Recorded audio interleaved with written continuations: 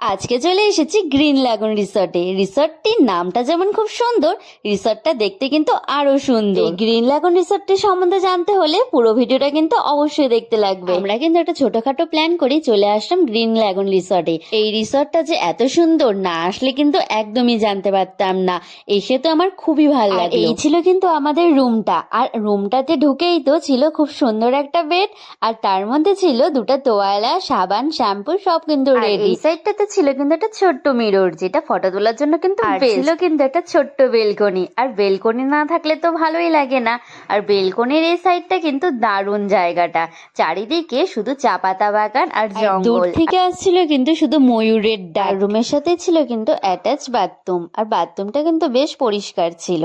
তারপর কিন্তু যাওয়ার সাথে সাথেই আমাদের জন্য চলে আসলো পনির পকোড়া আর ফ্রেঞ্চ ফ্রাই। পকোড়াগুলোর স্বাদ কিন্তু দুর্দান্ত ছিল। বাকি ভিডিও দেখার জন্য কিন্তু ফলো করে পাশে থেকো, আর ভিডিওটি তোমাদের ভালো লাগলে অবশ্যই একটা লাইক করে দিও। Thank you for watching. Tata, bye by.